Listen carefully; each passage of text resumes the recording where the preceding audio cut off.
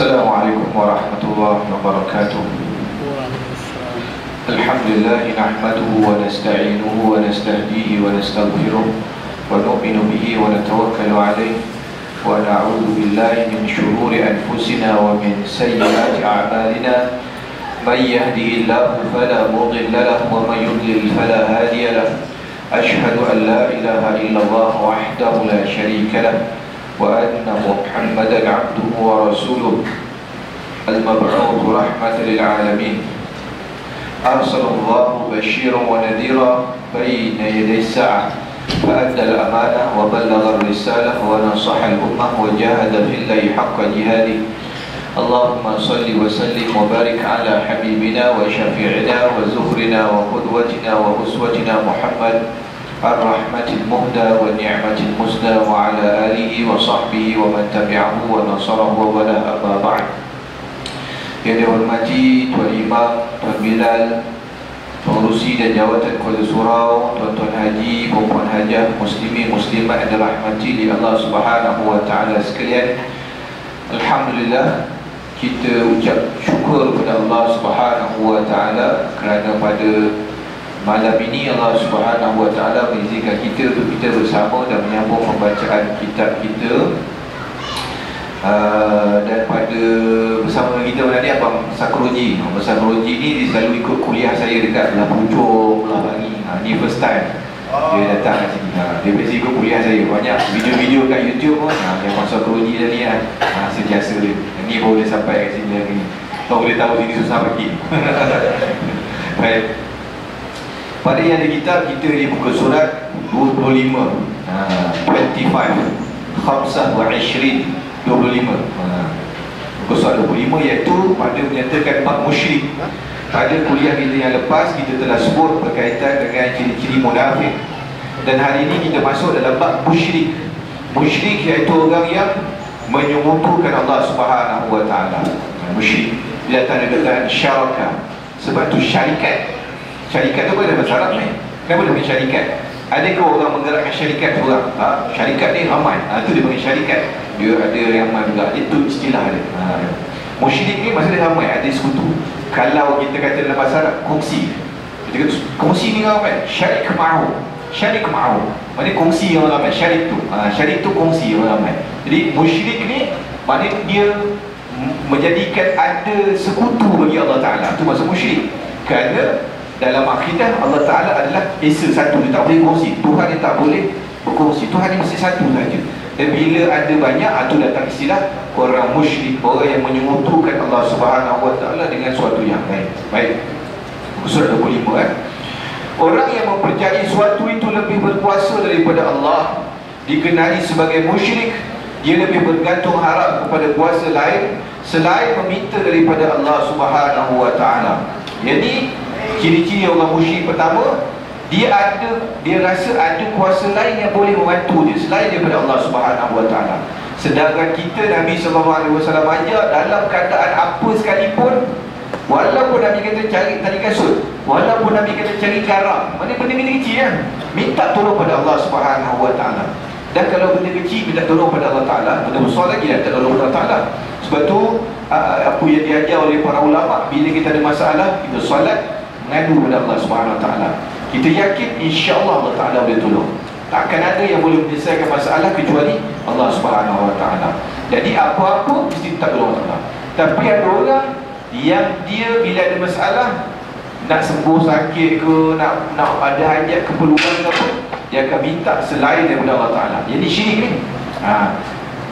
Maknanya dia rasa ada kuasa lain yang lebih hebat daripada Allah Ta'ala. Kita minta tolong orang ni biasa, minta tolong kan. Contoh kita kata minta tolong ambilkan air, minta tolong ni, minta tolong belikan ni, itu minta tolong. Bukan kita boleh buat, kita boleh buat, tapi kita minta bantuan daripada dia. Itu bukan syirik, kita minta tolong. Tapi syirik ni dia minta tolong dan dia percaya bahawa ada yang lagi power daripada Allah Ta'ala. Itu dia syirik tu. Ada orang yang bila dia nak lariskan perniagaan, sepatutnya buat perniagaan ni nak laris, minta Allah Ta'ala lah. Siapa yang bagi rezeki? Ar-Razzaq. Allah Ta'ala tukang bagi rezeki kan. Dia minta pada Allah Ta'ala lah. Oh tak, dia buat cara lain. Dia pergi jumpa toko, dia pergi letak macam-macam lah, tanam sepeda depan kedai lah. macam-macam amalan dia buat supaya perniagaan dia laris. Itu dia menyangka bahawa ada kuasa lain yang boleh tarik rezeki datang kedai dia selain daripada Allah Ta'ala, sedangkan yang bagi rezeki adalah Allah Ta'ala. Itu syirik tu. Ataupun dia sakit ni, wa idza maritu fahuwa yashfin, apabila aku sakit Allah Ta'ala yang menyembuhkan aku. Ini disebut dalam Quran Al-Karim. Allah Ta'ala ajar kita bila kita sakit, wa idza maritu fahuwa yashfin, apabila aku sakit yang sembuhkan Allah Subhanahu Wa Ta'ala. Banyak kisah sebenarnya kalau kita baca kisah para ulama yang mereka ni sembuh dengan sebab Al-Quran Al-Karim, sembuh dengan sebab iman. Ini bukan sakit kecil-kecil ni. Ada yang buta, saya lupa siapa, salah seorang daripada imam yang lahir asal daripada keadaan buta, sama ada Al-Imam Al-Ghazali ataupun imam lain. Dia lahir asalnya buta, teringat, maaf saya teringat, cerita lama waktu belajar. Jadi buta. Mak dia bila dia lahir buta, mak dia letak sebelah, munajat berdoa, sembuh kata anak ni, tak payah pergi hospital. Banyak kisah macam ni tuan. Kisah-kisah yang orang yang ditipu sakit yang kalau ikut logik dia macam tak ada harapan sembuh lah. Tapi fahuwa yashfin, ia sembuhkan Allah Ta'ala. Sakit macam mana pun, walaupun mustahil Allah Ta'ala sembuh. Jangan kata dia, kalau buta dia memang hospital tak ada ubat, dia boleh sembuh. Apa tak lagi kanser ke apa, minta Allah. Tapi kalau dia menyangka ada kuasa lain yang boleh bantu sembuhkan dia, pergi jumpa Tok Bomo. Jumpa Tok Bomo macam-macam lah kena buat kan. Buat amalan ni, buat amalan ni yang bagi sembuh. Tak sembuh juga. Kena keletong lagi, duit habis, sakit tak apa kan. Sebab dia menyangka. Kalau lah contoh kita kata kita i'tiqad, kita kena faham sebagai orang yang mengaji agama, akidah ahli sunnah wal jamaah, kita boleh usaha tapi yang menentukan suatu tu Allah Ta'ala. Contoh kita sakit kepala, kita buat apa? Makan Panadol lah kan. Boleh lah nak macam yasin, tuan-tuan boleh lah macam yasin dia. Okay, boleh macam yasin, tu yang lain, tu wali tu. Saya pun makan Panadol lah. Jadi bila kita sakit kepala, kita makan Panadol. Tapi bila sembuh, kita baik tu, sembuh lah. Siapa yang bagi sembuh? Allah. Jangan kita i'tikad, bagus lah Panadol ni sembuh lah. Bahaya tu, bahaya tu. Ucapan tu banyak tu, dia boleh merosakkan akidah tu. Kita sangka bahawa yang sembuhkan adalah Panadol. Jangan main-main. Panadol adalah usaha saja yang bagi sembuh Allah Ta'ala. Berapa ramai orang yang telan beberapa papan Panadol tak sembuh sakit. Sebab siapa tak bagi sembuh? Allah Ta'ala. Ada orang yang pergi hospital, pergi balik, tak sembuh sakit. Sebab pergi hospital bagi sembuh. Yang bagi sembuh Allah Ta'ala. Kita cuma usaha. Fa idza azamta fatawakkal 'ala Allah. Apabila telah usaha, maka serahkan pada Allah Ta'ala. Itu kaedah yang sebenar. Bila kita sembuh, kita kata alhamdulillah Allah Ta'ala telah bagi sembuh, bukan obat tu bagi sembuh. Jadi kalau kita ataupun tuan-tuan yang jual obat, hati-hati buat testimoni. Jangan kata obat yang saya jual ni confirm sembuh, tengok ni, semua orang kata obat dia sembuh. Jangan main-main. Hati-hati tu, nampak macam simple, tapi dia dekat dengan akidah. Kadang kita kata obat ni yang bagi sembuh, sedangkan yang bagi sembuh adalah Allah Ta'ala. Sebab tu kalau tuan-tuan jumpa ustaz-ustaz yang perubatan Islam, ingat, jangan kata tu saya usaha je, yang bagi sembuh Allah Ta'ala, tuan minta kepada Allah. Jadi nampak pelapis kat situ kan. Ni jangan kita kata confirm, tak ni tak sembuh juga, saya pulang tak balik duit. Kan? Sebab Allah Ta'ala yang bagi sembuh bagi kita. Ingat, tak ada kuasa lain yang lebih daripada kuasa Allah Subhanahu Wa Ta'ala. Susah macam mana pun kita usaha, tapi kita kena i'tikad apa-apa pun kalau Allah Ta'ala tak izin, tak izin. Sebab innallaha ala kulli syai'in qadir. Ayat tu kau ulang nampak banyak kali. Wallahu ala kulli syai'in qadir, innallaha ala kulli syai'in qadir. Apa maksudnya? Sesungguhnya Allah Subhanahu Wa Ta'ala atas setiap suatu dia yang tentukan. Qadar, ketentuan tu atas Allah Ta'ala. Kalau Allah Ta'ala kata tak, memang tak jadilah. Orang yang musyrik sanggup menghabiskan sejumlah wang semata-mata untuk berjumpa dengan bohong atau dukun bagi mendapatkan sesuatu. Syirik yang dilakukan kadang-kala melibatkan makam atau kubur alim ulama. Orang yang jumpa, yang syirik ni sampai berhabis duit. Ingat yang buat santet orang kan? Ingat murah lah kan, santet orang. Ingat free-free je kan? Aku belanja kau tarik, kau tolong santet kan ni? Tak ada, dia ada bayaran ni, dia pengharas je kan? Habis duit banyak, terima kasih bang. Habis duit banyak kerana nak elak, nak syirik pada Allah Subhanahu Wa Ta'ala. Bahaya.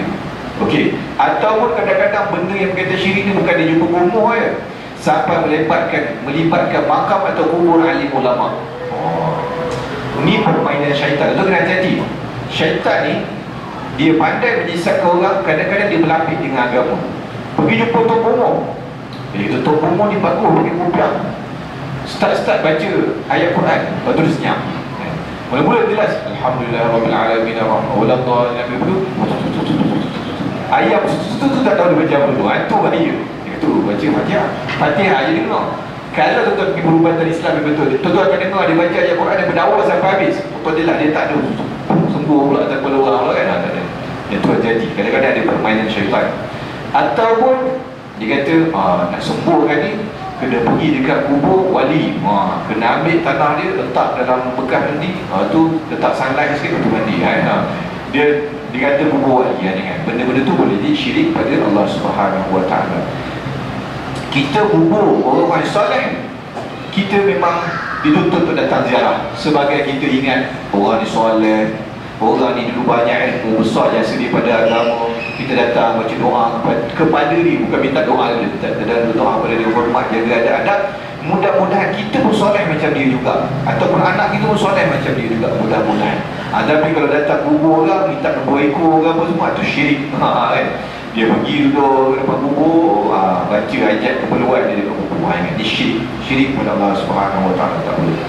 Kalau tuan-tuan pergi dekat dalam Malaysia ni tak ada lah. Malaysia ni kita ada jabat agama. Jabat agama dia buang masa. Kalau buat benda repek-repek ni kena serbu lah kan. Kalau negara-negara luar tu pergi lah dekat negara sekitar kita ke apa-apa ke, tak ada orang yang menjaga khurafat ni. Tak ada. Tuan-tuan pergi makam-makam wali-wali, tuan-tuan akan dapati macam-macam benda khurafat dekat situ. Tuan-tuan akan dapat. Saya kan banyak pergi makam-makam ni, sahabat-sahabat dekat luar negara ni. Banyak orang campak duit. Kat makam tu ada jumpa orang campak duit, orang campak nota doa. Macam dia tulis kat sticky note tu, dia doa, dia simpan, dia campak tu. Dia simpan, dia baca doa tu, dia campak dalam makam tu. Ke makam tu kadang-kadang dia grill, dia campak. Siapa nak baca doa? Lepas tu kau baca doa, bukan semua orang dalam makam tu baca doa. Orang tu dah mati dah kan. Dia ada kepercayaan yang macam tu. Tak boleh. Atau contoh kita kata orang pergi umrah, jadi banyak jadi pergi dekat Jabal Rahmah. Dia kata sebab Jabal Rahmah ni adalah tempat pertemuan di antara Adam dengan Hawa. Sedangkan tu adalah riwayat tu tak jelas pun, tak ada riwayat je lah sebut benda tu. Itu cuma pendapat ulama berdasarkan kitab-kitab yang lama, tapi tak ada pendapat yang jelas sebut itu. Dia pergi ke sana, dia letak gambar dia dengan gambar suami ke tunang apa, dia letak kat situ, campak kat situ kan. Sempang lah tu pergi, sempang gambar tu kan, sempang gambar orang kat situ. Itu khurafat. Dia contoh kat dinding. Ini dah lah khurafat. Vandalism tu, vandalism dekat Jabal Rahmah. Dekat Tiang tu dia tulis nama dia. Dia ni Suri Love Aziz. Itu tulis kan. Ini semua khurafat. Walaupun nampak macam benda tu adalah dekat tempat yang suci, tapi dia khurafat. Jangan buat itu. Tak ada. Benda-benda tersebut tidak diajar oleh baginda Nabi SAW. Melibatkan makam alim ulama ni banyak.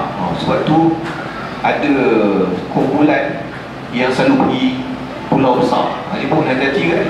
Dia memang ada pulau besar tu, memang ada makam waliullah dikatakan dekat situ. Untuk datang kita ziarah tidak ada masalah. Tapi kadang-kadang ada kumpulan-kumpulan yang datang pada waktu-waktu tertentu, dia buat ritual tertentu kat situ, sampai bermalam kat situ. Ini tidak kena dengan sunnah. Bahkan kita risau benda yang dibuat tu adalah khurafat. Benda khurafat, tidak ada jajar oleh Nabi SAW. Adab ziarah kubur sama je kita ziarah kubur orang lain. Mesti jaga jarak dia, jangan duduk atas kubur, baca doa, jangan kata kau bukan, dan jangan duduk terlalu lama dekat kubur. Kerana bila kita duduk lama dekat kubur, ulama-ulama tasawuf dia tak setuju kita duduk lama-lama dekat kubur. Kerana bila duduk lama, takut kita hilang adab dekat situ. Kita duduk kejap boleh dah duduk rumah, baca sikit-sikit, baca Yasin ke apa lah, mesti kita bangun lah keluar kan. Kalau duduk lama je apa, main TikTok pula depan kubur lagi. TikTok. Ataupun kalau ada kawan sebelah, duduk kubur pula. Boleh-boleh serius, lama-lama ketawa pula depan kubur. Ketawa. Dah, kan tak jaga adab depan kubur. Sedangkan kubur ni untuk kita mengingati kematian. Sebab tu kita bagi salam Nabi ajarkan, Assalamualaikum ahlan diyar minal mu'minin wal muslimin. Assalamualaikum kepada penduduk kampung orang Islam, ahlan diyar minal mu'minin wal muslimin.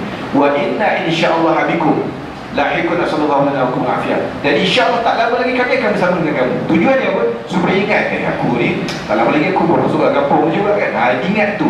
Jadi patut ingat mati ni tak ketawa lah. Tapi bila ketawa terkubur, dia jadi tidak ada adab terhadap tanah-tanah kuburan. Kalau ayah saya dia marah tu, kita bawa kereta, kita lupa nak padam lagu kita tu. Tapi kubur kan traffic light kadang lagu, ayo padam kubur, terlupa kubur kan. Jadi kita padam, hormat kubur tu. Walaupun dia orang dalam kubur tu tak dengar lah lagu Jadi kita kasih insaf sikit. Kalau kematian pun wa kafa bil mauti mau'izah, Nabi kata cukuplah kematian tu sebagai peringat bagi kamu. Kalau mati pun tak cukup nak ingat dia, tak tahu lah dia pergi kan. Dia jangan kita tadi macam ayam dekat pasar. Ayam dekat pasar, dia tengok kawan dia kena sebelih, dia pun happy je makan dekat. Dia rasa macam dia tak kena sebelih, padahal tak lama lagi dia pun kena sebelih juga kan. Kita duk hantar orang mati, kita duk mandikan jenazah, kita duk semayang jenazah, kita rasa macam mati dah ni kan. Kita rasa dia je mati, macam kita tak mati kan. Kadang-kadang kita rasa macam tu. Kita hantar masuk kubur, meninggal je ni. Lepas tu kita buat balik, ada orang sahur kat betul kubur, pijak kaki atas batu nisan. Sikit dia tak tahu kan. Dia tu kan. Tahu. Biadab kan. Lepas tu dia kena tanam sekali dalam kubur. Ni tidak menjaga adab-adab dalam kubur. Okey.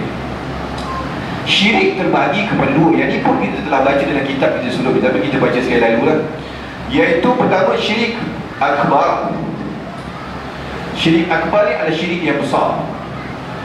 Menyembah benda seperti kubur, pokok, batu dan sebagainya, kita menganggap dirinya lebih rendah daripada benda-benda tersebut. Yang ini syirik yang jelas-jelas orang yang menyembah selain daripada Allah Subhanahu Wa Taala. Zaman musyriki Mekah, mereka menyembah berhala. Walaupun orang musyriki Mekah, dia sembah Allah Ta'ala dekat sebenarnya. Sebab tu orang Mekah, sebelum Nabi SAW diutuskan, dia dah buat haji, dia dah buat umrah. Nama ayah Nabi Abdullah. Nabi belum utus lagi, Nabi belum lahir lagi. Ayah Nabi nama Abdullah, hamba Allah. Nama tu, nama Allah, insya-Allah. Perbuatan perkataan ni zaman jahiliyah orang sebut dah. Sebab orang Mekah, dia mewarisi daripada agama Nabi Ibrahim AS. Cuma dia syirik pada Allah Ta'ala. Dia percaya pada Allah, tapi dalam masa yang sama dia sembah berhala, dia letak berhala, dia jadikan berhala sebagai perantara dia dengan Allah Subhanahu Wa Ta'ala. Sembelih binatang dekat berhala dan sebagainya. Yang tu syirik akbar. Dia letak berhala, dia sembah berhala, dia rasa berhala tu yang akan bagi kuasa dekat dia.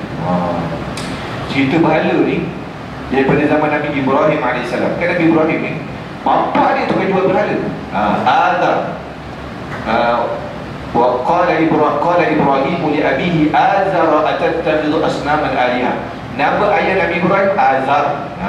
Berkata Ibrahim pada ayah dia Azar, kenapa kamu jadikan asnam, berhala-berhala ni sebagai Tuhan? Nabi Ibrahim ni, bapa dia toki berhala, bukan sekadar sembah berhala, toki berhala, tukang jual berhala. Tapi Nabi Ibrahim ni, Allah Ta'ala bagi hidayah daripada kecil. Dia berasa macam, kenapa bapak aku pergi sembah benda yang tak ada kuasa ni kan? Sebab tu dia datang dalam Quran Karim, Nabi Ibrahim dia mencari Allah Subhanahu Wa Ta'ala. Falamma ra'al qamara bazighan qala hadha rabbi. Bila dia tengok bulan, Nabi Ibrahim kata mungkin bulan ni Tuhan pun. Falamma afala qala la illam yahdi rabbi la akunanna minal qawmi dhalim. Masa bukan bulan ni, bukan Tuhan bulan ni, sebab malam dia hilang. Sama lah bila tengok matahari, dia matahari kot dia bercahaya, tapi bila mana matahari hilang, bukan Tuhan kot. Jadi daripada situ Nabi Ibrahim AS minta kepada Allah Ta'ala, tunjukkan jalan yang benar, siapa Tuhan yang sebenar tu. Nabi Ibrahim ni bapa dia tukang buat berhala. Itu kisah yang masyhur macam mana Nabi Ibrahim AS kena halau dengan orang kampung dia. Sebab kampung Nabi Ibrahim ni asal dekat mana? Kalau ikut ulama-ulama sebut, Nabi Ibrahim ni asal kawasan dia dekat-dekat dengan Turki. Nama tempat tu adalah, saya tak ingat nama tempat tu. Dia Turki, dekat-dekat dengan sempadan Syria dekat bawah, dekat-dekat dengan Gaziantep, dekat-dekat dengan nama tempat tu, apa nama saya tak ingat. Itu adalah kawasan asal Nabi Ibrahim AS dengan bapa dia. Dan dekat situ sampai sekarang memang ada tinggalan patung-patung lama besar. Orang kata tu dah patung di zaman Nabi Ibrahim AS. Dia cerita Nabi Ibrahim ni, bapa dia dah bapa Turki jual berhala. Siapa yang kena jual?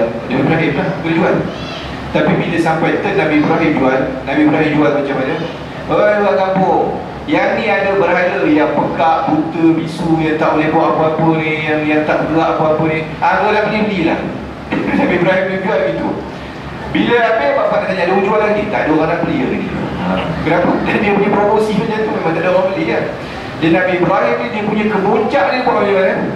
Dia gerak macam mana nak mengajar orang kampung kan, supaya jangan nak menyembah benda yang tak bergerak.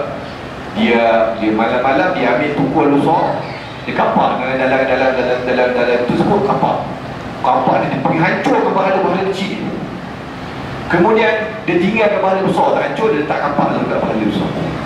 Tapi bila masuk pagi orang kampung bangun, tengok bahala-bahala dia pecah. Dia kata dia tak ada kerja lain, dia budak Nabi Ibrahim. Kerana dalam kampung ni dia seorang yang rebel. Dia seorang yang tak nak ikut orang lain semua pembawa dia seorang rebel, tak nak. Semua orang cakap Nabi Ibrahim. Tapi bila bawa Nabi Ibrahim disebut dalam Quran Karim, orang tanya, Ibrahim, engkau yang musnahkan berhala-berhala? Dia kata tak. Dia kata kenapa tak? Semua kami semua tahu bahawa kau yang tak nak sembah berhala, kau yang selalu buat ajar benda orang supaya dia nak sembah berhala. Dia kata tak. Dia kata kau tengok kapak tu ada dekat berhala besar. Tak dia yang pergi malam-malam yang gaduh, dia pergi pukul berhala lain macam. Start daripada tu Allah Ta'ala kata persoalan tu balik semula ke atas kepala orang menyembah berhala. Dia kata berhala mana boleh musnahkan berhala lain? Ayah kau pergi sembah tu apa kan? Dan tu berhala tu tak boleh datangkan manfaat atau mudarat pada benda-benda lain yang pergi sembah buat apa kan? Jadi bila tak puas hati, jawapan Nabi Ibrahim tu menyebabkan tak puas hati, itu dia campak Nabi Ibrahim dengan api. Dia campak Nabi Ibrahim dengan api, campak api yang tu yang Allah Ta'ala jadikan kunu bardaw wa salaman ala Ibrahim. Jadilah kamu sejuk atas Nabi Ibrahim. Api yang besar tapi tak membakar Nabi Ibrahim AS. Saya tak ingat nama tempat tu, saya tak buat hati kan nama tempat tu. Dikatakan dekat situ tempat tu ada lokasi tempat Nabi Ibrahim api diumpul, dibakar. Kemudian api tu besar, bukan api kecil yang bakar Nabi Ibrahim. Dia letak api yang besar, dia campak Nabi Ibrahim pakai apa? Pakai minjanik. Kalau nak bawa pergi api tu tak boleh, terlalu kalau dekat terbakar. Dia campak Nabi Ibrahim letak minjanik. Minjanik apa itu? Yang macam lastik tu. Macam dia tahu cerita lama lastik tu kan? Lastik. Dia campak Nabi Ibrahim masuk api. Tapi Allah Ta'ala kata kunu barda wa salaman ala Ibrahim. Jadilah kamu sejuk pada Ibrahim. Api takkan membakar tanpa izin daripada Allah Subhanahu Wa Ta'ala. Itu kita kata apa-apa Allah Subhanahu Wa Ta'ala tak terbakar. Bila tak terbakar, Nabi Ibrahim keluar panjang cerita dia. Nabi Ibrahim keluar terkejut. Terkejut orang kampung tengok api tidak membakar Nabi Ibrahim AS. Pisau tidak menyembelih Nabi Ismail AS. Lepas kita kata kita tak boleh berpegang kepada benda-benda yang kita nampak macam pisau yang tajam, api ni membakar, obat ni menyembuhkan. Tak, benda tu tak akan berlaku kecuali dengan izin daripada Allah SWT. Ini akidah yang kita kena pegang. Jadi kita kata ni syirik yang besar ada seperti menyembah berhala, menyembah kubur, menyembah pokok, menyembah roh nenek moyang, menyembah apa-apa sahaja selain daripada Allah Ta'ala. Itu memang syirik besar. Bila buat ini tidak ada maaf bagimu, ucap pada semula. Contoh dia buat syirik besar pun, dia pergi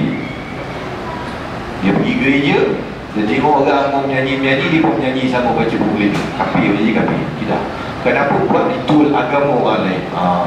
Dia pergi kawan dia mati Cina, contohlah Tokyo lama dia mati Cina, dia pergi ziarah tak ada masalah, tapi tak payah dah pergi sampai colok sekali.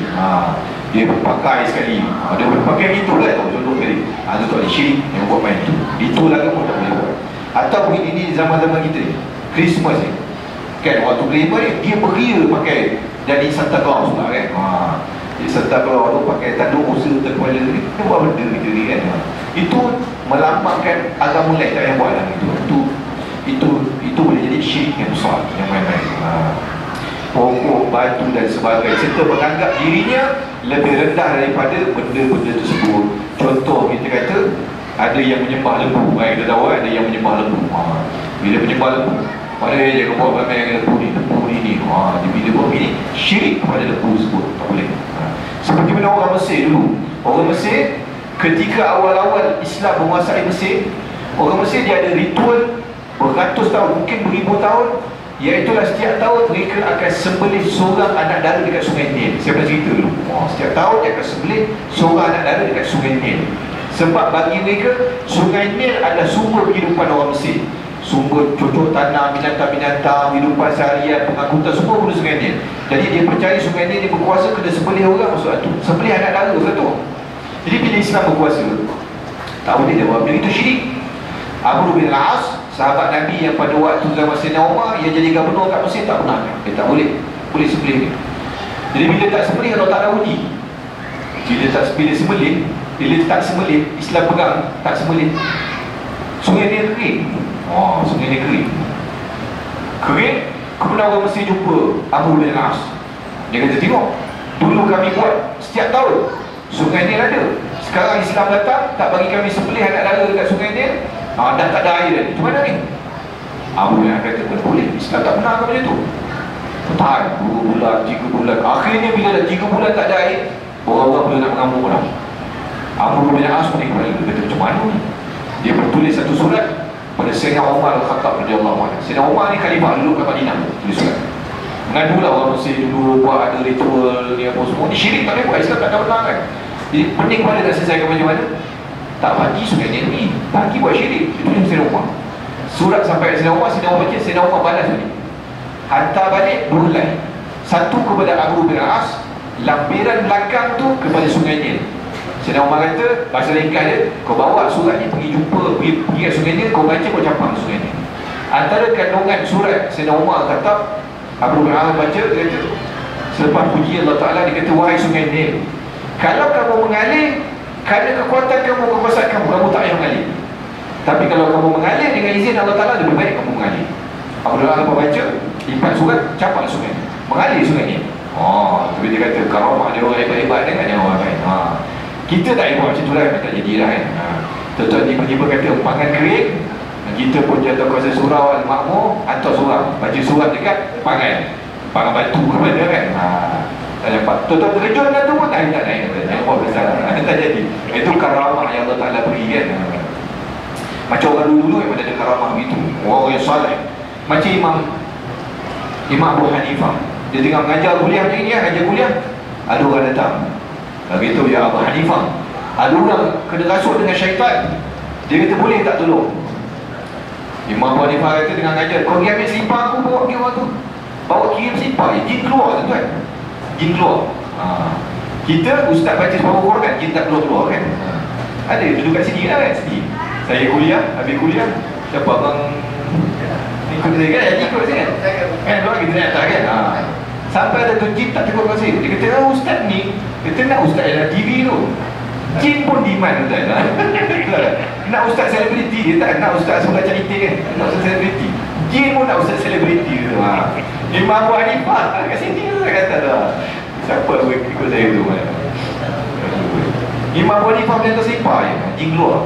Kita baca ayat, jin tak keluar. Baik, itu syirik yang besar, syirik yang nampak secara jelas, jadi kita pun tahu. Yang kedua, syirik asghar, syirik kecil. Kebiasaan syirik terjadi apabila seorang itu melakukan sesuatu dengan tujuan untuk menunjuk-nunjuk dia. Kita dah baca sebelum ni, antaranya adalah riak. Riak termasuklah syirik. Kenapa? Kita buat selain daripada Allah Ta'ala, riak. Kita buat sepatutnya tujuan untuk Allah Ta'ala. Bila ada niat lain, aku buat ni supaya orang puji aku, bagus nampak kan jadi surau ni kan. Ada niat supaya orang puji. Riak tu kerana Allah Ta'ala. Kita azan patut kerana Allah Ta'ala. Jadi pun azan supaya orang puji suara sedap kan. Lagu lain hari lagu Azerbaijan ni lagu hari ni lagu Kutub Utara ni lagu ni lain. Dia nak orang puji dia. Syirik pada Allah Ta'ala. Yang itu syirik kecil lah, tapi syirik, lagu syirik pada Allah Ta'ala. Dia nak buat sesuatu kerana selain daripada Allah Ta'ala, tak boleh. Atau kita buat kena ikhlas, kena niat tu kena betul, kena pada Allah. Sebab tu mazhab Syafi'i, niat ni sunat dilapaskan, biar kita awal aku buat dia kerana Allah, supaya hati kita terjaga. Kalau tak, ada bisikan-bisikan nanti menyebabkan kita akan lari daripada niat asal dan ditakuti kita syirik. Takut selain daripada Allah Ta'ala, syirik kan? Takut selain daripada Allah Ta'ala, takut yang melampau, jadi syirik kan? Sepatutnya takut kita hanya pada Allah Ta'ala, kita takut Allah. Tapi kita takut pada benda-benda lain macam kita takut pada Allah Ta'ala. Tapi kita ni perasaan takut biasa, cuma takut tu kena janji. Contoh kita kata, bawa motor, tiba nampak ada polis trafik, cepat-cepat U-turn, takut lah tu. Tapi bukan dia takut pada polis, takut pada saman rupanya kawan tu bukan saya shoot air putih, padahal bukan polis trafik pun kan. Kawan tu baru balik jogging, bukan dia putih kan, kemudian U-turn, nampak budak cadet polis berada sama rantai. Ingatkan boleh, rupanya cadet polis tu, budak cadet polis, takut. Yang tu tak syirik lah. Dia takut bukan takut kulit, takut kena samai kan, tak syirik lah. Yang dia takut, takut pada contoh, kalau buat bukan-bukan atau kepercayaan-kepercayaan, kalau ni kepercayaan orang dulu, orang jahiliah dia nampak macam ni. Kalau nampak kucing hitam, keluar-keluar rumah nampak kucing hitam, dia kata ini tak payah keluar rumah lah, takut akan jadi benda yang tak elok. Tu kita takut kepada benda yang selain daripada Allah, tu dia syirik. Kepercayaan mengarut. Keluar-keluar rumah nampak biawak, orang tak boleh kata percayaan biawak ni. Kucing warna putih tak apa, tak ada kena-kena. Kucing putih, kucing kuning ke, tak ada apa, tak ada kena-kena kan. Atau bersama jahiliah dulu mereka akan ada yang ambil tengok burung lah, bukan burung tu, burung lah, tengok burung. Ada yang tarik undi telur nasib di zaman jahiliah. Bila kena, orang ini tak sesuai tu, itu takut yang menyebabkan syirik kepada Allah Ta'ala. Tak perlu buat begitu kan. Jangan ada percaya-percaya mengarut, tak ada. Keluar-keluar lah, bila nak kena lah, tak ada. Okay. Syirik amali ialah percaya ada lain yang berkuasa selain Allah. Syirik ini boleh menyebabkan seorang itu terkeluar daripada Islam. Dia percaya ada kuasa lain daripada Allah. Ini kita telah bahas sebelum ni. Dia lebih kurang macam syirik akbar juga. Bila dia ada rasa kuasa yang lain, higher power. Kalau tuan-tuan tengok orang-orang yang dia tak percaya agama, tapi kalau interview dia akan kata macam ada higher power, satu power yang lebih besar yang itu syirik atau apa. Dia rasa ada kuasa lain yang akan bantu dia. Termasuk juga kita percaya kepada tangkal-tangkal tertentu. Ni kita rasa ada benda yang berkuasa selain Allah lah. Dia kata kalau pakai tangkal ni takkan kena ganggu, takkan terkena ditimpa benda malam. Maknanya kita percaya benda ni melindungi kita. Sedangkan Islam aja Allah Ta'ala yang melindungi kita. Kita baca ayatul kursi yang akan melindungi kita kan. Kita percaya pada Allah Ta'ala. Jadi kita percaya ada tangkal, kita percaya ada macam-macam ikat gelang tangan ke apa ke, benda ni akan melindungi. Itu syirik. Kerana kita percaya benda ni ada kuasa melindungi kita. Tak payah buat macam itu, tak ada. Tangkal ni semua syirik kan. Ikat tangan syirik. Cincin tak apa. Cuma kalau asal juga cincin. Kalau kita rasa cincin tu ada power, cincin ni cuma dia kata kan. Cincin ni kalau kau pakai, rezeki akan datang kata kan. Kalau kau pakai, kau bawa kereta 190 pun tak accident dia kata. Kerana apa? Cincin ni ada power, barang baik punya kan. Bagi 150 aku bagi kau. Biasa aku jual 300 dengan kau ini 150. Kita pun beli kan. Tu jadi macam Haji Siti Piramid tu kan. Cincin tak ada rumah dia pun campak kan. Dia bocor dia mana tu syirik kan, tu syirik. Syirik. Dia rasa benda tu ada kuasa, sedangkan benda ke apa tak ada kuasa. Sayyidina Umar Khattab punya menjaga benda bini, dia tak ada bini. Sayyidina Umar ketika cium Hajar Aswad, dia kata apa? Kau batu biasa, aku buat sebab aku nampak Nabi buat. Sebab aku nampak Rasulullah cium kau, aku cium kau. Tapi kau tak ada apa. Kalau Nabi tak cium kau, aku pun tak cium kau. Dia nak menjaga diri dia supaya tak nampak benda tu selain daripada Allah Ta'ala ada kuasa yang berkuasa kan. Kita pun kena percaya pada benda itu juga, bahawa yang Allah Ta'ala sahaja yang berkuasa. Benda-benda lain, cincin ke apa benda ni tak ada apa. Dia tidak ada kuasa apa-apa.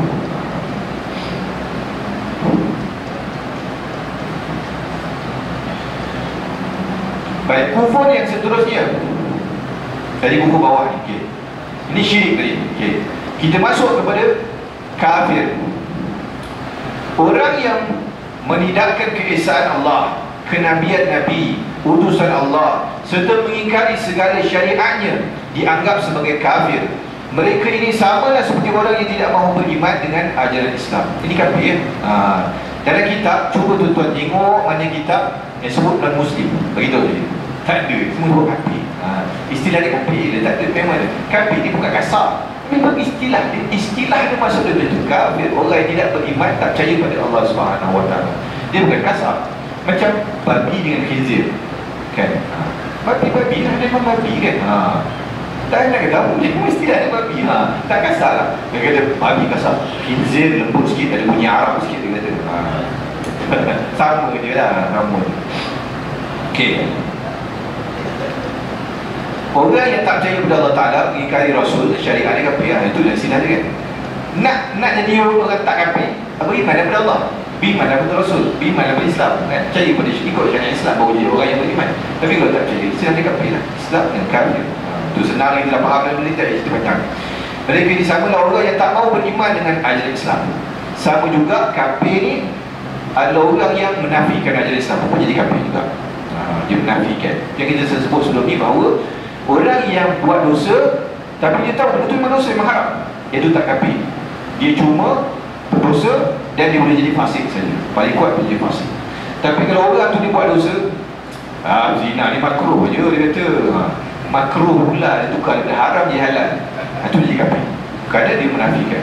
Dia kata minum arak haram walaupun sedikit, walaupun satu sudu tetap arak tu tak haram. Tak boleh kata tak apa, sikit tak apa ni, asalkan tak memabukkan. Dia kata mana boleh, mabuk tak mabuk, sikit dia tak haram. Benda najis tak boleh kan, dia haram. Tetapi kalau dia kata memang haram ni, dia bodoh tak ke haram ni, memang haram ni, tapi aku memang daripada dulu lagi suka minum, tak boleh berhenti dia tu. Tu tak apa lagi, tak apa, tak putus jugalah fasik. Tapi dia kata tak apa, sikit-sikit tak apa, dia kata tak mabuk tak apa, dia kata boleh berdarah tak mabuk. Itu boleh jadi kafir kerana dia menukar benda yang haram jadi halal, tak boleh. Tu tukar syariat tak boleh jadi kafir. Jadi sebab tu kita, kalau ada orang tegur kita buat dosa kat tu, tak apa, dia cakap tak apa, saya terima, minta maaf lah, saya ni kelemahan saya, cukup, jangan lawan. Kalau kita lawan, kita takut jadi kafir. Sebab takut benda tu memang haram, kita nak menang punya pasal itu tak apa lah, aku tahu lah aku buat ni kan, tak dosa punya. Bahaya, kata-kata tu bahaya. Itu boleh menjadi rosak akidah kita kerana kita menukarkan perkara syariat yang terang-terang haram jadi halal. Dia ada benda yang khilaf, tu tak apa. Contoh rokok, kita kata rokok kan, itu khilaf. Malaysia kata haram, fatwa Indonesia kata tak haram, terpulang. Tapi sebaiknya lah kan, khilaf. Itu terang. Tapi ada benda-benda yang khilaf. Apa lagi? Aurat ada khilaf. Aurat kita mazhab Syafi'i lutut kan, lutut sampai ke atas ni dia haram. Ada mazhab lain Hambali, atas lutut masih tak haram lagi. Itu khilaf, itu tak apa, itu khilaf, itu tak apa. Tetapi ada benda yang terang-terang haram. Zina orang tahu haram, mencuri orang tahu haram, minum arak orang tahu haram, tinggalkan solat, buka aurat, itu semua tak haram. Yang haram yang terang-terang tu, itu tak boleh. Yang tu kalau kita tukar boleh jadi kafir. Baik-baik. Okey. Kufur, ini kafir, ini kufur pula. Kufur dibahagikan kepada tiga, iaitu kufur jahili. Kufur ini disebabkan oleh kebodohannya sendiri. Ini mungkin terjadi kerana dia tak mau bertanya kepada orang yang lebih arif atau tidak mau belajar tentang suatu perkara. Dia kufur kerana dia jahil. Kerana dia jahil. Sebab tu dalam Islam, menuntut agama ni adalah fardu. Faradul ilm, talab al-ilm faridatun ala kulli muslim. Menuntut ilmu itu fardu atas setiap muslim, terutama ilmu fardu ain, ilmu akidah. Ni semua orang kena tahu. Benda asal, bukan nak suruh jadi ustaz. Tak, at least dia tahu benda ni haram, benda ni tak boleh. Solat fardu ain dia begini, buat begini batal solat, buat begini rosak solat, benda ini rosak akidah, benda tu wajib. Dan benda tu kita sebagai yang lelaki dekat depan ni, sebagai ketua keluarga, wajib ahli keluarga bawah agama kita tahu.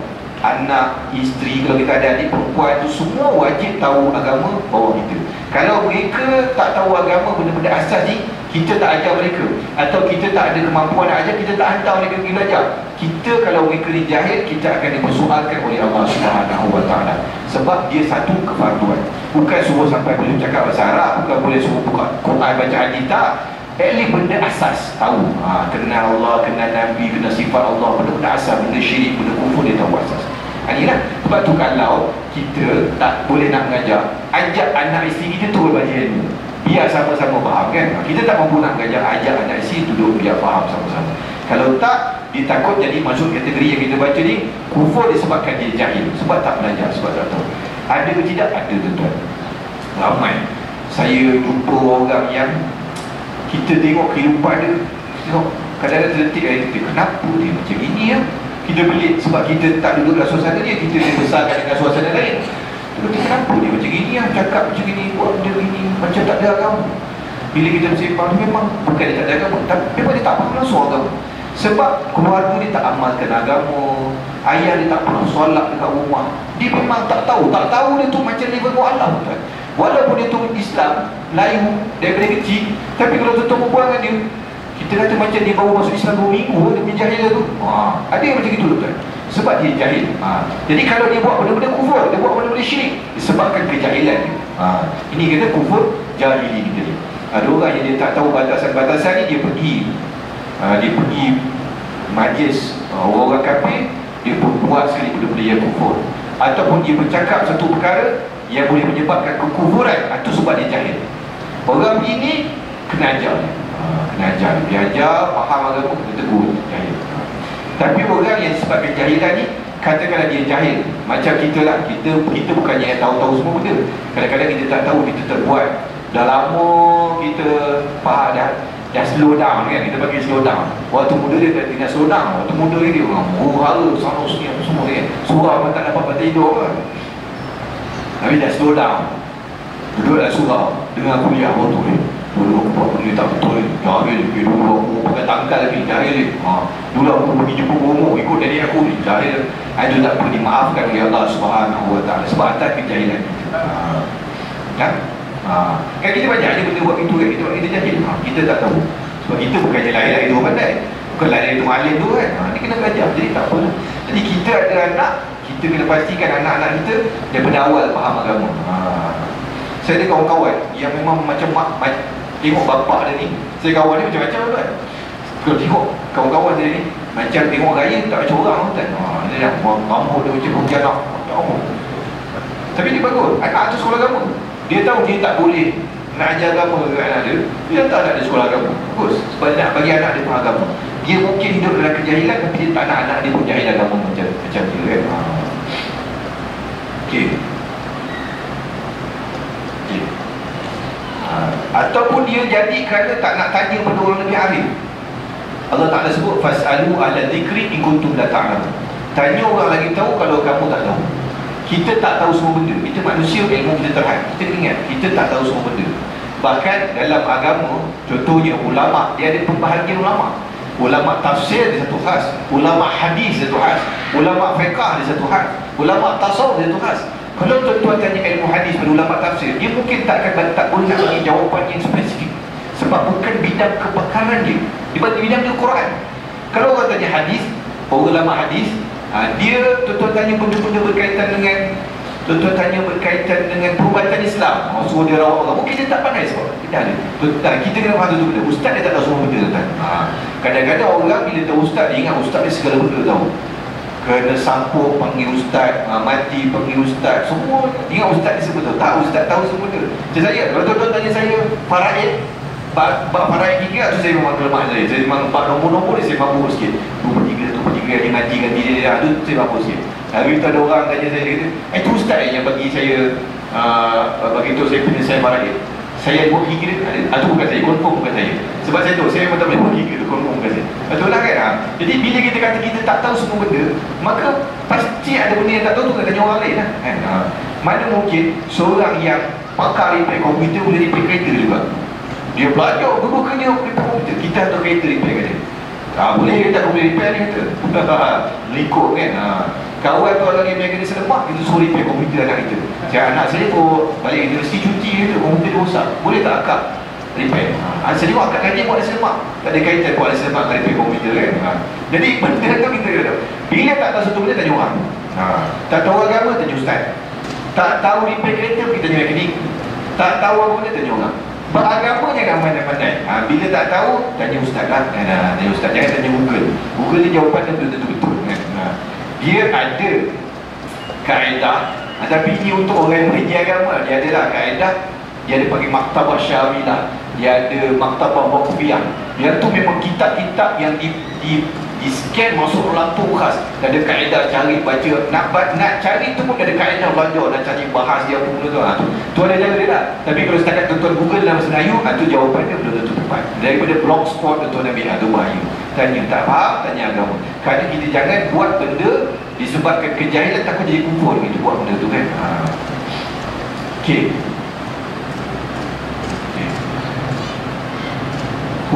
Malu bertanya, sesat jalan. Malu bertanya agama, sesat ajaran sesat lagi. Buat macam ni. Kufur inadi, Kufur itu terjadi kerana timbulnya rasa takut kehilangan pangkat atau pengaruh jika beriman kepada Allah. Kita pernah yang ini kita baca pada kuliah akan datang panjang pembahasannya. Tak adil kalau saya nak laju-laju sebab nak cepat kan, nanti huraian dia pendek. Kita baca pada kuliah yang akan datang. Kita masuk kat sini, sama kat sini. Kita baca kuliah akan datang. Soalan macam biasa, kita buka soalan 10 hari bulan. Okey, soalan apa? Okey, dua soalan. Okey. Itulah lama tak jumpa. Apa macam guru sikit sekarang? Tak boleh? Rokok ni? Okey. Kita ada wudu okey? Okey. Okey. Okey. Okey, soalan kedua. LGBT okey. Saya ada berhukum kalau seorang dia lelaki, dia dua alam. Okey, dia di dua alam tu maknanya suka lelaki boleh suka. oh, tu kan dua alam tu. Dua. Ya, lepas tu Bila kita menentuk, dia bahas balik, dia kata dia tahu pasal Islam. Dan apakah kita nak tegurkan dia? Okey. Okey, kita kelas soalan tak? Okey, tiga soalan ni. Okey. Kalau last sekali, bandingkan judi. Judi, okey. Nombor ekor. Kawan dia menang nombor ekor. Esok ni dia berani kita makan. Okey. Adakah kita makan tu termasuk yang haram sekali tak? Okey. Okey, nanti tiga soalan. Okey. Soalan pertama seukur. Kita solat kita kisah ukur, kita rumah-rumah kan. Ataupun mudahnya kita dah wuduk ke rumah dah. Sampai jalan ni, tak ada orang bukan surau. Dia duduk atas motor je, dia ukur dulu. Ukur, betul dia rumah-rumah dia semayang. Okey. Apa hukum dia? Okey. Pertama kita kena sebut hukum merokok dulu. Hukum merokok dia khilaf lah. Di Malaysia haram, di Indonesia makruh. Berdapat makruh kan. Ada negeri-negeri yang fatwa haram, ada negeri-negeri yang tidak fatwa kan. Jadi dia beza. Pada saya, hukum rokok ni dia bergantung kepada level rokok. Kalau rokok main-main saja dia makruh sebab bau busuk. Tapi kalau dia rokok kuat satu hari 3 kotak, benda tu mendatangkan mudarat pada kesihatan dia, benda tu juga akan menyebabkan membazir duit, yang tu jadi haram. Okey, itu satu hukum dia kan. Dan kalau doktor pergi masa pergi hospital, doktor tanya, doktor akan tanya dulu, abang rokok tak? Kalau rokok dia akan terus masuk kategori lain, sebab dia akan jadi kronik terus. Orang ada history rokok. Tapi kalau tak ada rokok, dia akan dekat ringan, boleh balik. Okey. Hukum rokok kita tak fikir. Katakanlah kita dah wuduk, kita isap rokok, kita komo. Adakah wuduk kita batal? Tak batal. Wuduk tak batal. Okey. Kalau kita dapat hilangkan bau, tuan isap rokok, tuan pakai gula hex ke, tuan gosok gigi ke, tuan komo tu boleh hilangkan bau. Mungkin tuan letak sabun dalam mulut, komo kalau bau kan. Bau strawberry mulut. Hilang bau, tak makruh. Dia menyebabkan makruh tu sebab bau. Bau sama tak macam makan bawang. Sebab tu Nabi larang makan bawang dekat solat, makruh sebab bau mulut bawang tu. Kalau kita makan petai, baru gosok mulut dulu baru semayang. Jangan amin, pening kau sembah. Itu makruh. Padahal sah semayang tak ada salah. Wuduk tak batal. Okay. Kalau dah hilang makruh, hilangkan bau dulu. Pakai gula head ke apa-apa, sembuh fabris mulut ke apa-apa. Okay. Soalan kedua adalah LGBT. Dia kan LGBT. Mana kita dah tegur dia, dia ni orang yang dua lah. Laki pun dia suka, laki pun dia sapu, perempuan pun dia sapu. Ini ramai ada, ramai. Dia boleh berselindung dengan kahwin tau. Saya jumpa orang macam dia ramai. Kita tengok, kahwin dah ada anak. Tapi dengan lelaki pun dia suka juga. Saya ada baca satu kes kat Facebook. Bini dia terkejut bila jumpa dalam telefon suami dia orang surau juga. Ada skandal dengan pengurusi surau. Cerita betul ni. Saya baca kat Facebook. Dia kata suami Islam, suami pengurusi surau tu Pak Haji baik betul. Tak sangka ada skandal dengan suami dia. Skandal tu tu ada orang yang memang dia kahwin ada anak, tapi dia boleh juga. Jadi kita bila tegur dia, mana tegur dia, dia kata tahu aku tahu lah bahasa Islam. Okey, bila dia kata macam tu, dia masih belum, dia tak nafikan dosa LGBT tu kan. Kalau dia kata, benda tu tak dosa lah, tu boleh rosak kita. Tapi dia kata, tak apa aku tahu bahasa Islam. Tak apalah. Tugas abang dah selesai dah, tegur dia.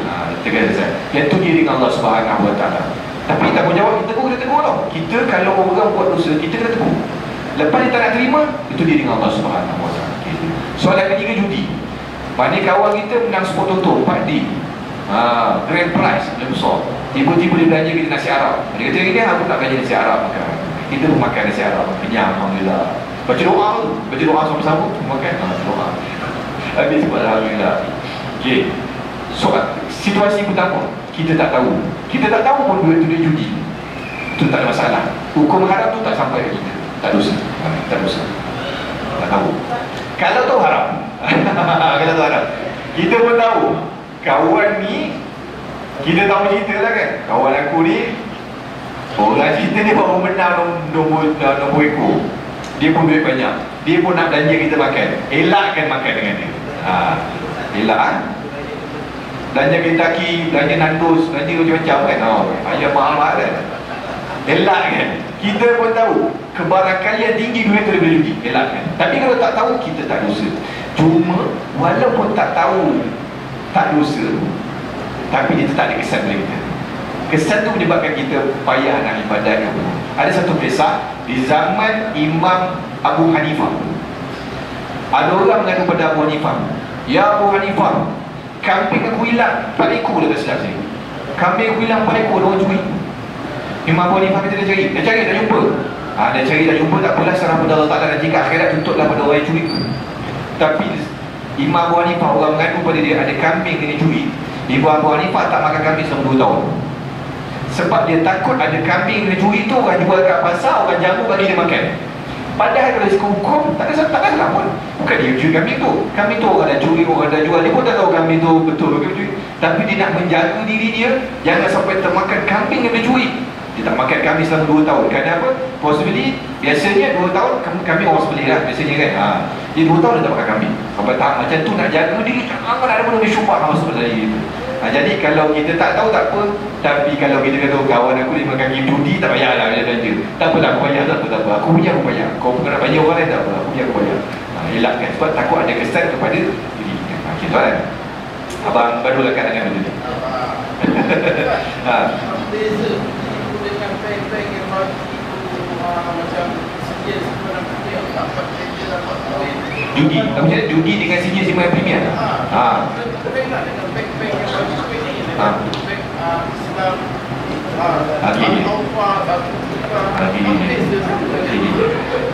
Dia soal lagi apa beza judi. Kita kan beli sijil simpanan premium kan, beli RM10, RM20 lagi banyak kita letak, lagi charge dari cabutan tu kan. Okey, wallahu a'lam. Sini bank-bank yang ada penasihat syariah, dia adalah kaedah dia. Saya ada kawan saya seorang kerja pegawai syariah dekat bank. Memang bila sebelum bank launch satu produk ke pinjaman ke apa, mereka ni akan buat kajian dulu, akan duduk berbahas sama-sama pegawai syariah. Betul ke ni haram, ni kitab dia kata apa. Jadi kalau dah lepas komuniti syariah, mana mereka dah bahas, mereka kata boleh diboleh, tak riba, tak judi, boleh lepas. Yang tu kita tanya orang bank lah, macam mana perbezaan dia. Saya bukan kepakaran, saya buat amalan. Tapi kalau bank Islam kalau buat macam tu kan, bank yang ada Islam, sistem dia ada Islam, kita yakin mereka dah bahas dekat peringkat ni. Tapi kalau bank konvensional buat, yang tu kena hati. Sebab konvensional dia tak boleh lah riba ke apa benda ke, halal ke halal ke, halal. Dia ada perbezaan. Itu saya tak pandai kan, tapi dia ada perbezaan dia. Yang ni sebab kawan saya dia memang belajar syariah bahagian perbankan. Dia jadi pegawai bank. Baru dia tahu, jumpa dengan ustaz-ustaz yang pakar-pakar dulu, punya ada macam-macam kaedah yang dia tu, yang memang bukan bidang kita lah nak bahas tu. Jadi kata ada perbahasan-perbahasan itu. Cuma macam pinjaman lah. Apa beza kita pinjam dekat bank konvensional dengan pinjam bank Islam kan? Kadang-kadang bayar dekat bank Islam tu lagi mahal dari bank konvensional kan? Tapi dia ada, dia nak akad dia. Sebab tu dia tak panggil pinjaman, dia panggil pembiayaan. Pembiayaan. Dia ada sistem dia lah, adalah ulama buat susul dengan akad dan sebagainya, benda tu menjadi halal. Tapi kalau buat dengan cara dia boleh jadi haram. Apapun begitu, walaupun di sana memang ada kita panggil sebagai ada kelompongan. Kita tak kata perbankan Islam ni dihandle pasal perbankan, tak. Kalau tanya orang yang mengaji bab muamalat, bab perbankan, dia akan kata mesti ada lah kecacatan sikit-sikit. Tapi bagi kita orang yang beriman, itu pilihan yang terbaik kita ada. Maknanya daripada kita ambil bank konvensional, boleh bank Islam. Walaupun dia ada kekurangan sikit, itulah kita dah lepas pada syarat. Kerana itu yang terbaik kita ada. Sebab kalau kita nak tak guna langsung bank bayar juga, sebab kita tak ada duit kan? Nak tuan-tuan nak beli bank kereta cash, silakan lah, belilah kereta RM40,000, RM50,000 cash. Kalau ada duit, dia ada cash kan. Tuan-tuan beli cash kat SDN dah cari tuan-tuan, mana dapat duit beli kereta cash ni kan? Jadi kita terpaksa guna. Dia terpaksa guna tu, tak ada pilihan lain, gunalah kaedah Islam. Bila kita dah lepas daripada Allah Subhanahu Wa Taala, inilah yang dikatakan akhir-akhir zaman ni kita akan terkena juga debu-debu riba sikit-sikit kat mana-mana. Sebab susah kita duduk dalam sistem yang macam ni kan. Zaman dulu tak ada bank, tak apa kan. Zaman sekarang kita tak boleh nak lari daripada sistem itu. Puasa. Okey, soal apa pula soal lagi?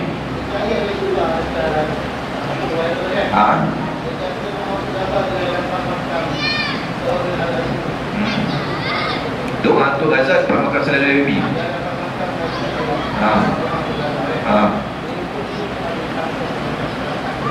Khurafat ke? Khurafat kan? Oh ya? Betul ke? Betul ke mana saya dah sampai makan salat Nabi? Ini pun kasi tengok. Betul ke makan salat Nabi tu? Sebab salat Nabi makam dekat Darussyik kan? Darussyik bukan senang masuk. Darussyik kau sama gerak bukan senang masuk. Dia tak semudah tu lah. Kalau nak masuk Darussyik, tuan-tuan nak pergi kabel sendiri, boleh 6 bulan baru proses, baru dapat masuk. Tapi kalau tuan selesai baru dapat. Saya ada kabel kuat, boleh masuk Syria anytime.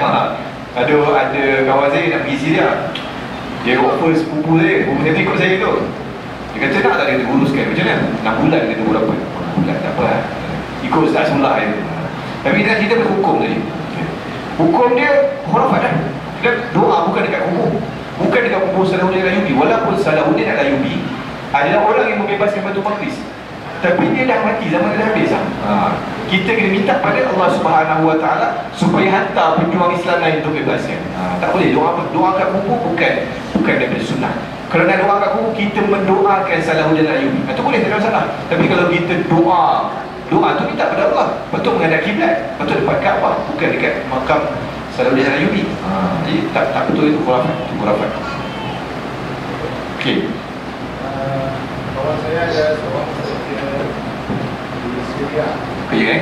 Dia bawa Al-Asana. Okey, Bashar.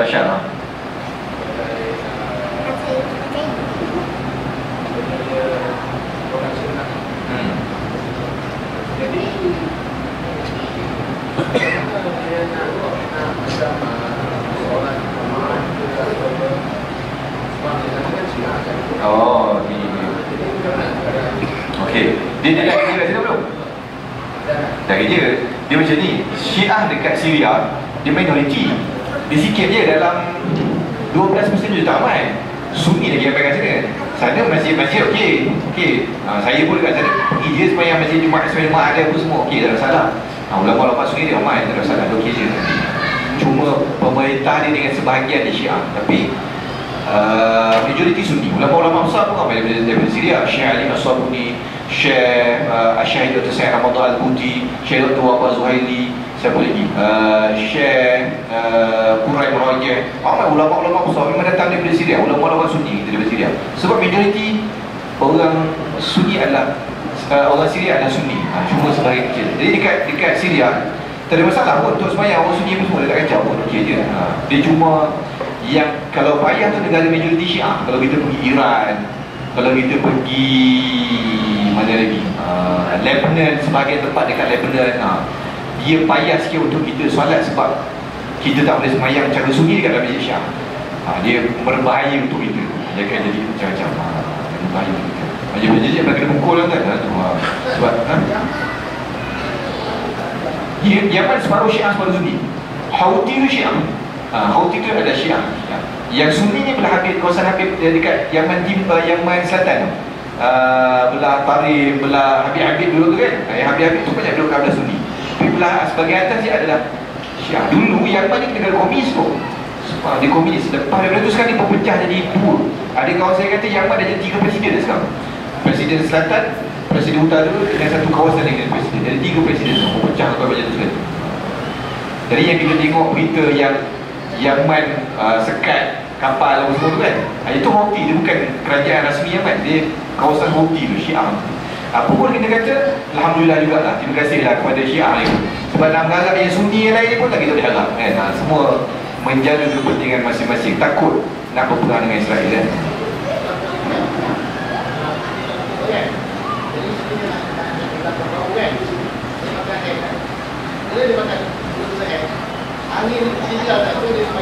Okey. Dia makan gula-gula kemudian dia semayang. Angin dia tinggal. Angin tinggal tak apa, jangan manis tu tinggal dalam mulut. Macam kita gosok gigi lah. Kita gosok gigi kan, angin tu ada lagi gosok gigi kan. Angin tu ada batas. Tapi tak boleh ada manis-manis gula tu kat gigi. Dia tu boleh batas semayang. Kerana dikira sebagai makan dan minum ketika solat. Kita rasa tu ada rasa manis, batal solat. Jadi apa kita nak buat, kita kena kumur betul-betul. Bersih sampai hilang rasa, baru solat. So tu dia elakkan makan dan minum benda-benda ni supaya takut dia tertelan dan semayang boleh batal semayang.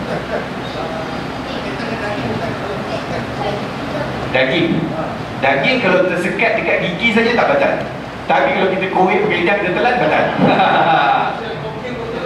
Okey. Daging tak boleh bang. Dia makan kuih yang ada kelapa, itu lagi bahaya. Kuih yang ada kelapa macam kuih kasui, kuih apa-apa kan. Kau dah umur dah. Kau dah tak ada kan. Tiba-tiba rakaat kedua dia ada turun pula kelapa tu. Sudah. Dudak. Kena keluar, kena mula-mula. Kalau kita telan, batal sebenarnya. Walaupun sehelai saja daripada kelapa, batal. Alio tapi ada rasa, batal. Kita makan gula-gula macam kita makan gula-gula minum air teh kan. Tiba-tiba rasa ni air teh ni, batal sebenarnya. Kerana minum. Okey, soalan lagi. Dosa lah.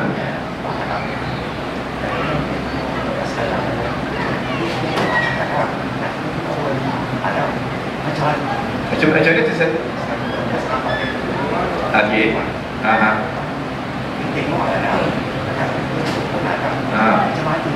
Oh, aurat orang lagi, mungkin aurat orang. Okey.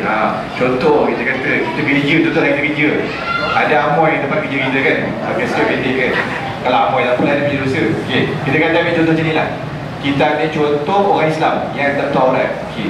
Ada perempuan dekat ofis kita tak pakai tudung. Aurat kan. Ramailah orang Melayu pakai tudung kan. Okay. Dia mendedahkan aurat tu pun haram. Kita tengok pun haram juga. Tu soalan haji kan. Okey. Kita tengok haram, dosa kita. Tapi kalau kita tak tengok, kita tak berdosa. Tapi dia tetap berdosa sebab dia mendedahkan aurat. Perbuatan dia, okey. Orang yang mendedahkan aurat, dia akan dapat dua jenis dosa. Satu dosa dia dedah aurat, dosa dia dengan Allah SWT. Kemudian dosa dia bagi orang tak tengok aurat dia. Orang tengok dosa, dia pun dosa juga. Sebab dia mendedahkan diri dia kepada dosa. Faham tak faham? Kan? Dia dapat dosa. Kita dosa sebab kita tengok. Jadi cara dia, Nabi ajar, tengok sekali saja. Nabi tertengok, tak apa. Tengok dua kali, kita tetap kita kata haram. Kita tak boleh kata, tak apa Ustaz, dia biasa tengok haram. Haram tu tak kita kata haram. Toki kedai. Kadang-kadang orang datang kan kedai lah. Tak ada nak buat apa kita kan. Tapi kita kena jaga mata lah. Jaga mata lah. Tu.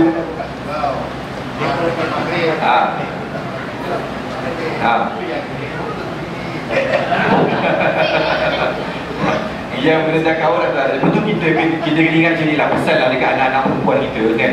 Kalalah dia dulu ataupun isteri kita dulu tak tutup aurat, ada gambar-gambar dekat Facebook apa semua, padam. Sekarang ada tutup aurat, padam gambar tu, jangan keluar balik. Sebab selagi gambar tu ada dekat situ, kalau orang klik tengok, dia tetap akan dapat dosa walaupun sekarang dia dah pakai tudung. Sebab gambar ni masih mendedahkan aurat. Lepas tu kita kesian kepada artis-artis yang dah berhijrah kan. Bukan senang nak padam gambar dekat billboard, bukan senang nak padam gambar dalam internet, wartawan-wartawan ambil, susah. Mudah-mudahan Allah Ta'ala ampunkan dosa dia lah kan. Tapi kita elakkan benda itu sebab benda itu dosa. Kita tak akan dapat dosa itu. Ada orang-orang tak dengar apa saya macam soal dia tak dengar. Tak ajar lagi, takut tak jadi orang munafik kan. Takut jadi munafik kan. Ada orang-orang yang tertentu yang kita amalkan. Oh, doa untuk supaya kita tak jadi munafik. Okey. Untuk elak jadi munafik. Pertamanya doa daripada Al-Quran Al-Karim. Munafik ni berkaitan hati. Hati berbolak balik kan, ada sifat-sifat munafik kejap ni berbolak balik. Doa yang masyhur yang sahih daripada Al-Quran Al-Karim adalah Rabbana la tuzigh qulubana ba'da idh hadaitana wa hab lana min ladunka rahmah innaka antal wahhab. Itu masyhur. Amalkan itu pun dah cukup bagus. Wahai Tuhan kami, jangan kau palingkan hati kami lepas kau bagi hidayah kepada kami. Doa tu. Sebab apa? Sebab munafik ni ada orang yang hati dia berbolak-balik kan, kita sebut ni. Orang yang ada kejap begini, kejap begini, kejap yakin pada Allah Ta'ala, kejap macam tak yakin pula, hati berbolak-balik. Kejap yang iman dia kuat, kejap buat dosa perangai macam munafik pula. Jadi hati kita berbolak-balik. Kita doa pada Allah Ta'ala supaya hati kita tak bolak-balik. Satu, doa Rabbana la tuzigh qulubana tu. Keduanya Rabbana, keduanya Allahumma ya muqallibal qulub tsabbit qulubana ala ta'ati. Ada yang kata ala dinik, boleh juga. Ya Allah yang membolak-balikkan hati, Allahumma ya muqallibal qulub tsabbit qulubana, tetapkanlah hati kami ala ta'ati, atas ketaatan, atas agama, supaya hati kita tak bolak-balik.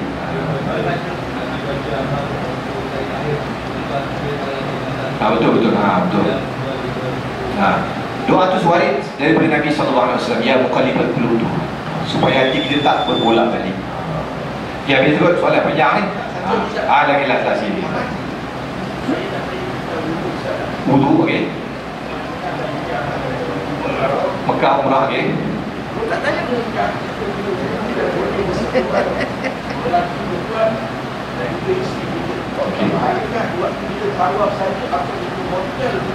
Okey, soalan sedikit.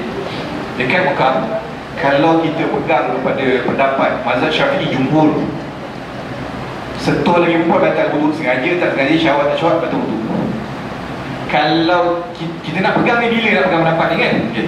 Pendapat yang kita kata sentuh ni mazhab Syafi'i ni, jumhur ni, kalau sentuh batal. Maknanya kalau kat Malaysia ni kita tersentuh, batal, confirm batal. Muzakarah haji dan umrah. Malaysia ni ada majlis fatwa, dia ada muzakarah haji dan umrah. Muzakarah haji dan umrah buat fatwa disebabkan kesukaran dekat Mekah ni. Kalau kita nak ikut mazhab Syafi'i yang jumhur, sentuh batal. Jawapannya memang tak tawaf lah kita. Dekat tawaf batal. Nak masuk masjid pun batal. Jadinya kita berpegang kepada pendapat minoriti dalam mazhab Syafi'i. Dia masih mazhab Syafi'i tapi dia minoriti, iaitu sentuh lagi perempuan tanpa syahwat tak batal. Dia minoriti. Jadi majlis fatwa kata pendapat ni kita pakai masa dekat sana. Okey. Masa dekat sana tu start daripada hotel ke ataupun dari masjid kan? Soalan kan? Okey. Maksudnya sepanjang kita dekat sana. Tak kira dekat hotel ke, dekat dalam perjalanan ke apa. Contoh tak, suami isteri, dia dah ada hotel. Okey. Okey, terlanggar. Dan dia tidak pergi ke masjid. Dia cuma perjalanan, dia tak sempat masuk masjid dan sebab dia bersentuhan. Okey. Tak batal. Kalau kat sana pakai fatwa yang saya sebut tadi, tak batal. Tak batal. Maknanya suami isteri dia berhotel, nak sampai-sampai terlanggar, tangan batal. Tak batal dalam perjalanan. Atau kita yang orang biasa pun kadang terlanggar dengan Arab lain juga tangan, tak batal juga dalam perjalanan.